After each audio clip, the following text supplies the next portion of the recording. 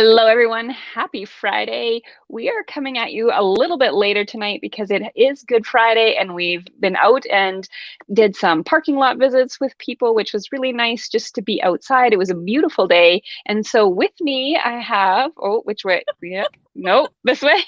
Tracy is here. She has interesting lighting tonight. She's going for a different look there. Tracy, how's your day going? My day has been wonderful, but yes, lack of Wi-Fi has resulted in a truck visit tonight. So you get me from the comforts of my heated seat in the truck.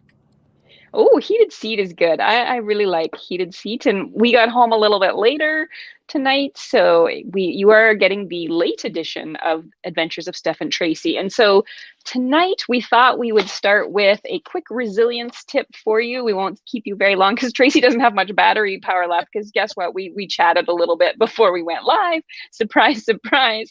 But we thought we're both in this 7-day social media blitz challenge and learning lots, and so one of the themes that I was talking about was resilience. So we have a super better tip for you tonight, and we thought it's perfect for Easter weekend. So happy Easter to all of you. We hope that you are having a great weekend. Shout out below what you're able to do this weekend, how you're celebrating, or if you're just enjoying a little bit of a break from a busy week. I know I was really tired today. I didn't expect to be quite that tired. Tracy, how about you? Yeah, I slept most of the way. We were able to come in and visit some family, picking up some animals to add to our funny farm. And yeah, I know I slept part of the way in and was feeling tired myself. But the sunshine was wonderful today, and it's Yeah. much warmer in Saskatoon than it is in Melfort, or it was when we We, left. yes, yes. It was chilly when we did one parking lot visit in the city. And then we did get to have a little bit of a campfire outside, so safely socially distanced and a chance to visit with everybody. It was just really good for the heart. But I was tired, very tired. I slept on the way in and I slept a little bit on the way home. I thought, oh, I'll get so much done in the car, but that didn't really happen. I think just teachers are tired by the time they get to Easter break. So happy Easter again to everybody. Let us know if you're catching this hashtag live or hashtag replay. And today we have a tip on how, if you, the power of a good sink is the quest that we're talking about in Super Better today. And you might be like, what about the sink? Are you doing dishes in the sink? What are you doing with that? And so syncing up really just means getting the neurons in your brain to mirror with another person. And that actually increases your connection and your trust with people. And so we thought this Easter weekend, this will give you a quick and easy way to connect with more people. And so, Tracy, anything that you want to add before we share the quest with them? No, I don't think so. Just that when we were talking about it, it reminded me much of wearing baby or baby wearing, which made us giggle. That Steph didn't really know what I was talking about at first, but when you swaddle your baby and have all of those contraptions, different things where you actually wear the baby on you and can actually maybe get a few things done during the day when you have an infant. And the quest that Steph's going to talk about, just it reminded me of that, and how a baby will feel a mother's heartbeat and they will become in sync and they will settle very quickly. And skin to skin contact when a baby is in the NICU is something I know that my nephew and my sister did, and her husband when he was in the NICU, and just how that bond helps to align that relationship. And I think this quest is very similar to that. Yes. So it's all about how to get mirror neurons, or your neurons in your brain, to sync up with the neurons in another person's brain. And then you feel that closer connection. So the research actually shows it creates an upward spiral of connection between two people. There's smoother social interactions, better trust between the two of you. The more in sync you are, the better you are able to anticipate what your partner is going to do next. And the other really interesting thing, and this is going to lead to our bonus tip at the end, and another really great book to read, is the more that you sync up with someone, and so the more that, and we have an activity that will help you to get in sync with people, but the more that you sync up, the more that you start to like them because they're like you. So we are programmed to like people who are like and similar to us. So if you sync up and you get those mirror neurons firing, you actually like that person more. And the research shows you actually start to like other people in the world who are like that or your partner more. So there was some interesting stats about even if you went, I think Wii bowling on Nintendo, maybe it's different on the Switch now, but that idea of you could connect with a complete stranger through game playing on the Wii and go bowling, and you would actually start to sync up from that those similar actions. So tonight is not a gaming thing that you need to play. So it's not you need to play Tetris or Angry Birds or anything like that. It's actually taking 1 to 2 minutes of your day and finding an activity where you need to be in sync. So it could be as easy as, if Tracy and I were in the same place and could actually go for a walk together. I know she runs with a friend every morning during the week. And so what they're doing is when their stride and their pacing actually starts to match up, that puts them in sync. So the mirror neurons start to fire. And then again, that connection between them, you and another person increases. You're better able to anticipate. It's a more positive connection. So that is one of the things that you can do. The other thing that you could do is, so you could simply go for a walk. The one mom in the book talked about when she picks her son up from school, he decides kind of how fast they walk and what kind of walk they're going to do on the way home. And then they try to match up. So you could simply go for a walk around the house, even with your son, your daughter, your husband. Maybe your husband might think that sounds a little weird. Go outside for a little bit of a walk. But if you're walking together or you're watching people walk by, those that are synced up are those mirror neurons are firing together. So you're getting a resilience benefit from that. The other thing that you could do is listen to a song together. And if you're tapping out the rhythm, that will start to sync you up, and the music will actually help to create that connection point because it gives you the rhythm that you're connecting with. The other thing, if you're a TikTok fan, you could learn a dance together. I'm not very coordinated, so trying to connect with my daughter, and she's like, "Mom, it's easy," and I'm like, "I am not moving in the right way." But if you did a dance routine together, or again, we're talking 60 seconds of connection, could be very easy steps. Just that doing the same action together works. The other thing that we didn't talk about before was you could play catch. So in the basement in our house, we just have a safer ball for inside the house, and to get ready for ball season, we're just throwing that back and forth. But again, you have to be in sync to do that, and that helps to get those mirror neurons firing. The other thing it mentioned was swinging. So if you're near a swing set and you can swing at the same time, it says 90 seconds of swinging in sync will actually help connect you better with the other person. So if you know there's things that you need to get done and you need to be kind of on the same team, in sync, ready to go, doing some of those activities to help trigger that connection will make a difference. So your quest, whether you choose to accept this weekend, it is Easter weekend, and hopefully you are able to perhaps be around one or two other people, or one family outside of yours, as long as wherever you're watching from, you're following whatever regulations are in place. And when we watch these back years later, we'll be like COVID, and that was quite a time. So we hope that you're able to connect with people. But your quest, whether you choose to accept or not, is see if you can sync up with somebody. So whether someone's going for a walk and you say, "Hey, I'll come with you for a walk," and you don't even have to tell them that you're trying to sync up, but that will actually help. And so yes, Amanda, I think this is a great idea, something fun, a fun little secret challenge for you. So instead of trying to get people to say a certain word, see if you can actually start to mirror them. Tracy, any other ideas?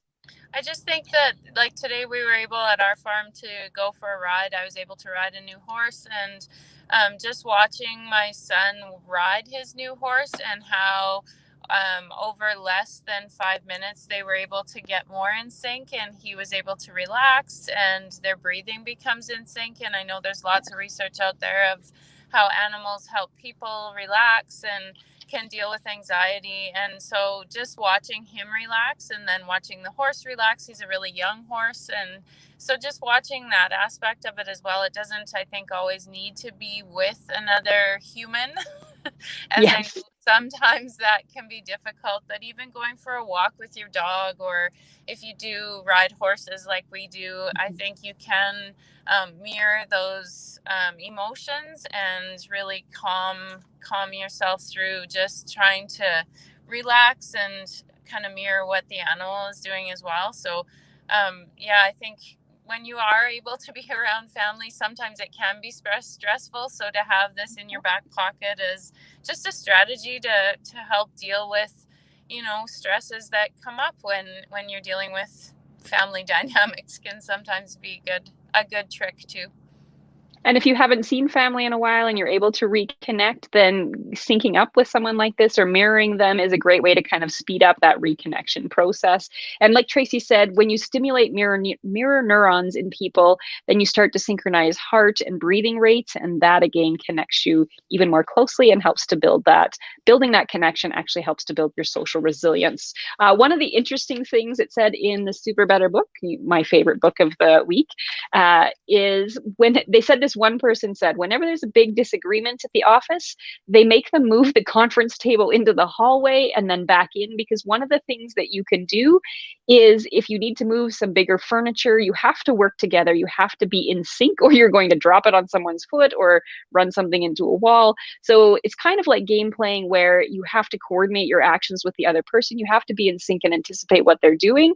That can be something. So they said at the office, it's funny because if they see the conference table being moved into the hallway, it's a signal that somebody's disagreeing, but it breaks the tension. It gets people laughing a little bit. It really does sync up the brain. And then they move it back in and they continue on with the conversation. So I think here's the bonus tip for you. So there's your challenge tonight is go out and over the weekend, see if you can sync up with someone. And again, it doesn't have to be a half an hour walk. It could be 1 to 2 minutes. It could be playing catch or something like that as well.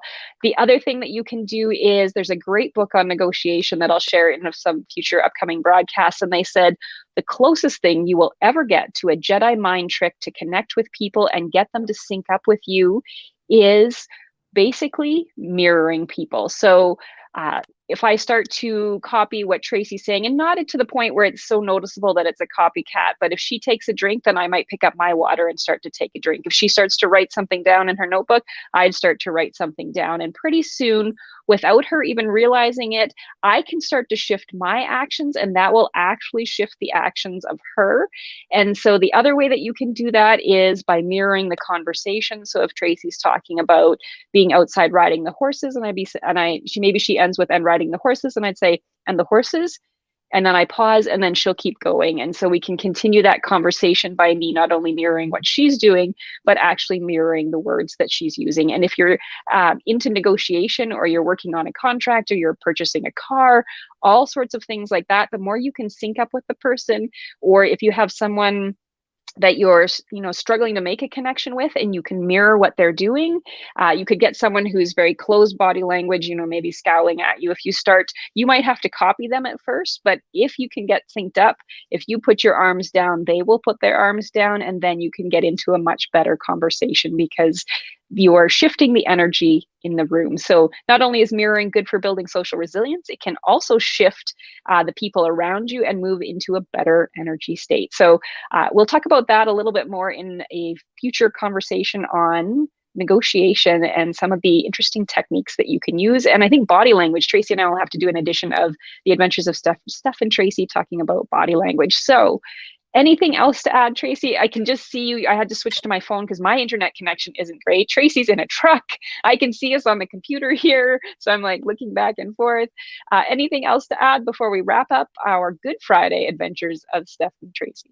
I don't think so. I posted to my page today. I'm not a super religious person, but just how much in our world can change in just 3 days if we think about the biblical story that we're in right now in the Easter season. So I just, things can happen so quickly. So one of the people that I follow, Jessie Lee Ward, says, I love you at the end of all of her podcasts. And she says, many people say, why do you say I love you? She says, well, so many people hate people for no reason in the world. And so I say, I love you, and I bless everything that we have. And so I think that over this next few days and the week that I happen to have off, I want to take time with my family and just be grateful for everything that we have, because it has been a hard season, and it's been heavy and it's been tough. And I think that there is still so much to be grateful for in Canada and the world. And so, yeah, God bless and take care and happy Easter. Yes, and let the people know that whether you could be close to them or socially distanced or just connect with them through the phone, that take that time to say that you love them and you miss them, because you just never know when things change or when you might be able to see them again. So take care out there, everybody. We hope that you have an awesome weekend. Let us know in the comments if this was helpful, and we will be back next Friday with another edition of Steph and Tracy. Good night, everybody.